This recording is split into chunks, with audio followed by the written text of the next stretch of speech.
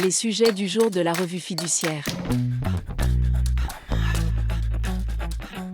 Premier sujet de notre JT. Location meublée et IFI. L'activité de location meublée peut, sous certaines conditions, bénéficier d'une exonération d'IFI au titre des biens professionnels. Pour y être éligible, le redevable doit retirer de cette activité plus de 23 000 € de recettes annuelles. Par ailleurs, cette activité doit représenter plus de 50% des revenus professionnels du foyer fiscal.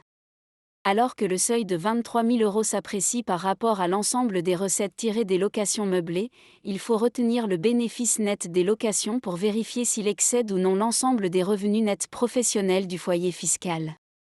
Cette décision conforme à la doctrine fiscale et rendue en matière d'ISF est transposable à l'IFI. Deuxième sujet de notre JT. Soutien de l'URSSAF aux professionnels de la Réunion touchés par le cyclone. Le réseau des URSSAF fera preuve de compréhension si les employeurs de la Réunion touchés par le cyclone Bellal ne peuvent pas déclarer à temps leurs cotisations. Ces employeurs peuvent également demander un délai de paiement de leurs cotisations. Les pénalités et majorations de retard dues dans ce cadre feront l'objet d'une remise d'office. Les intéressés sont invités à prendre contact avec leur URSSAF via la messagerie sécurisée de leur espace personnel en ligne ou par téléphone au 3957, choix 3.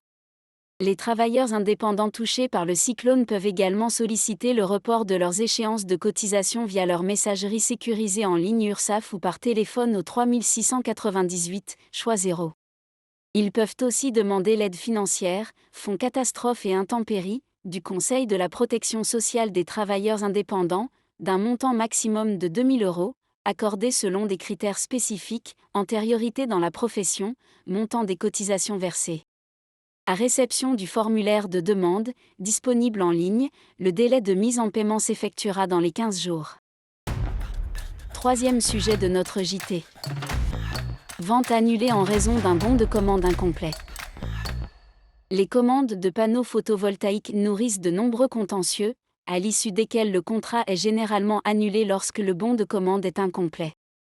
Dans cette même veine, un couple avait passé commande pour l'achat, l'installation et la mise en service de panneaux photovoltaïques lors d'une foire. Le bon de commande ne précisait toutefois ni les caractéristiques essentielles des panneaux, ni les délais de livraison et d'installation.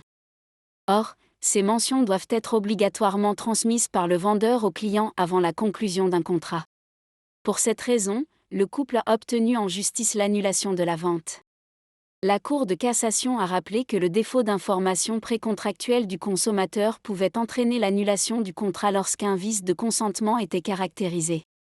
Et selon elle, le consentement des clients avait été nécessairement vicié par l'absence des éléments principaux du contrat sur le bon de commande.